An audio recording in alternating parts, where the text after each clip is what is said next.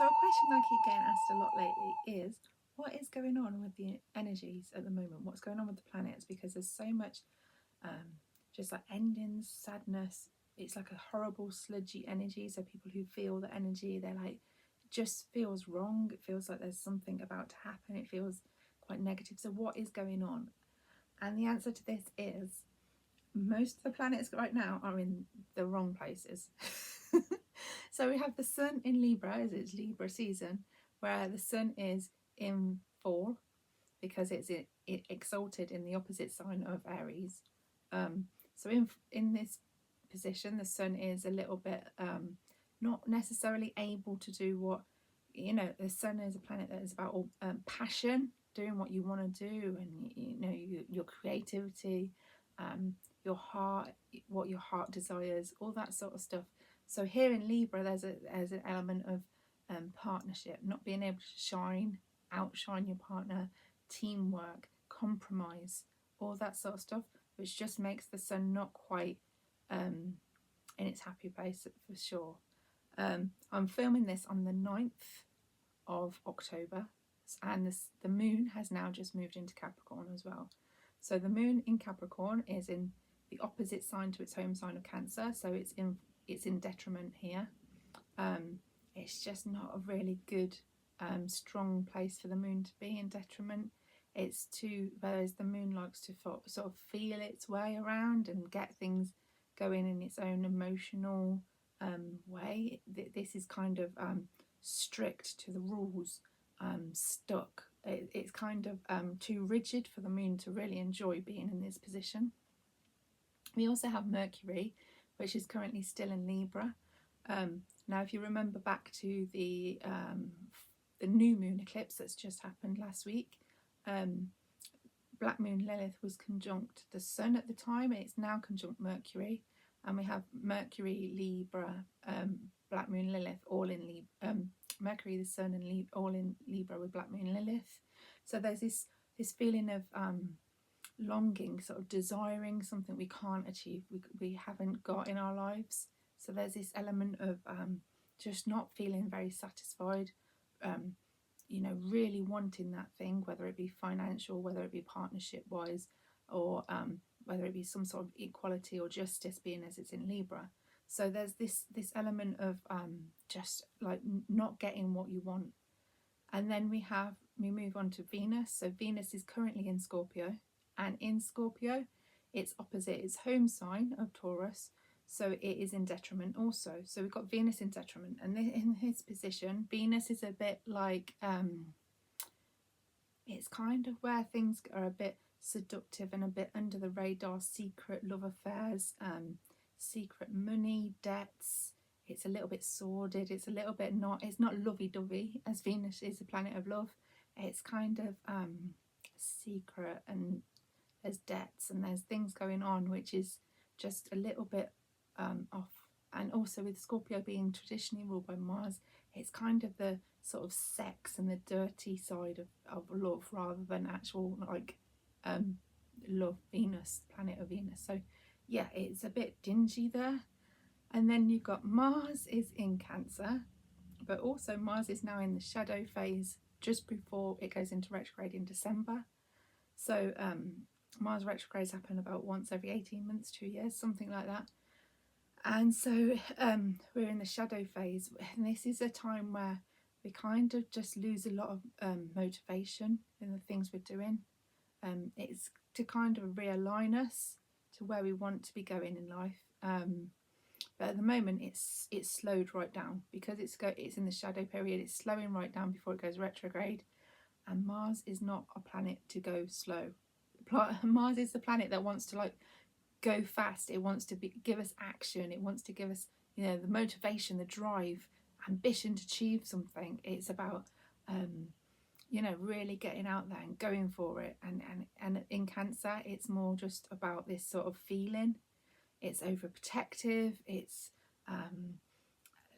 feels like it's being attacked there, and it's going so slowly at the minute. It's not really giving us any drive. It's not giving us the motivation we need. It's just a difficult place for Mars to be, and it's going to be there for a long time. This retrograde is going to take overall from like the retrograde and the shadow periods, it's going to be 7 full months.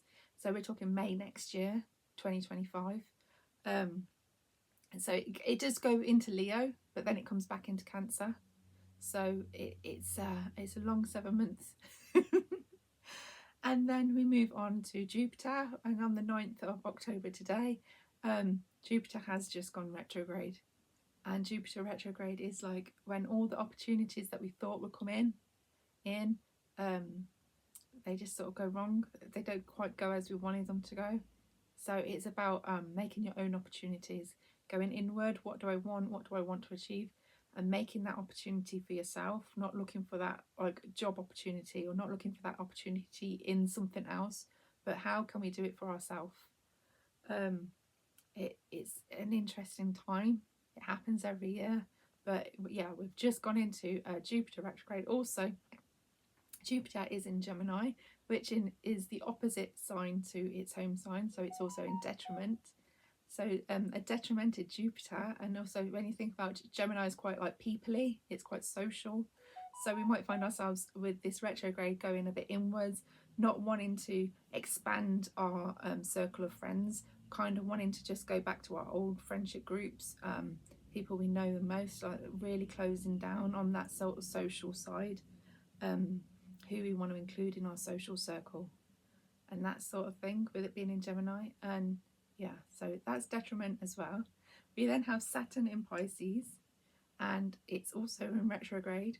And Saturn just doesn't really like being in Pisces. It's kind of like when you consider Saturn is all about like the rigidity and rules and being accountable and responsibilities and that sort of thing, in Pisces, which is just kind of like fish swimming in all directions. It's kind of, there's no rules, there's no boundaries, there's no rigidity, it's just flowing. And so it's just not a great place for the Saturn to be either. We then get to Uranus, and so Uranus in Taurus is, hold on, let me just grab mine. Check that I haven't missed anything out. Yeah, so Uranus in Taurus is in fall, and it's also retrograde. So yeah, this is just another one which is just, it's not in a great place. It's about the earth, and this is what's causing so many problems with the earth right now. We're having so much weather issues, earthquakes, volcanoes. It's really disruptive. It's just not it's not very good for planet Earth right now, because it's such in the earthy sign of Taurus. Uranus is about shocks and unexpected things. It really gives us that shake up, and we're experiencing a lot of problems with that currently, as you know. So then we get to Neptune, and Neptune is actually one of the only planets that right now is in a good place. It's at home in Pisces. So that's a positive thing. However, it is retrograde as well. So yeah, it's just not very strong when it's in retrograde. It's just doing its thing there at home. But it's one of the outer planets, so it doesn't really affect us on a personal level. It affects people collectively across the globe. But yeah, it's not really doing anything to help us personally feel better. So yeah, that's one planet out of all of them which is in a good place. And then we get to Pluto, and Pluto is retrograde in the last degree of Capricorn. And as you know, this is quite a heavy energy. We've been living with it since 2008, and it is just we're getting to the end of it, I think. But when Pluto moved into Aquarius, like the last twice, just to, like the taster we've had with Pluto in Aquarius, such a lighter energy. It's so much nicer and lighter and brighter. But here in Capricorn, it's just so earthbound and rigid and dark and heavy and a bit deafy. And like, it's the power, the control, the manipulation of all the governments and things like that we're experiencing. We're starting to see the truth a little bit now as we're getting to the end. But yeah, over the last, like, what has it been, 16 years? There's been quite a lot of power and control and restrictions, and governments manipulating things and the way they use the media and different stories and stuff like that.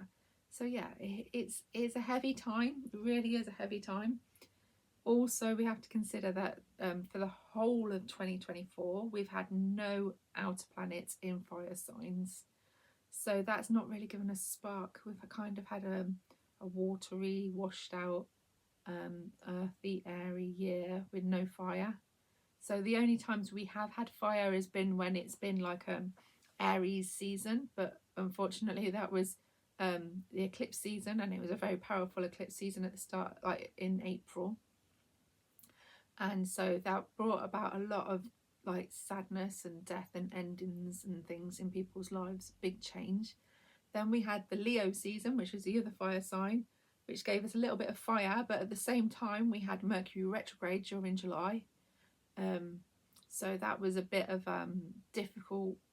Again, the fire, we didn't really feel the full fire. We kind of had a few hiccups and glitches along the way, and then we are kind of waiting now until we get to the Sagittarius season at the end, like in the end of the year towards December. But at that point we will have Mercury going retrograde in Sagittarius, and we will also have the Mars retrograde beginning. So once again, it's going to be quite we're not going to be feeling that spark. We're going to be feeling quite like lacking in energy, I guess, and motivated with that Mars retrograde and with Mercury there as well.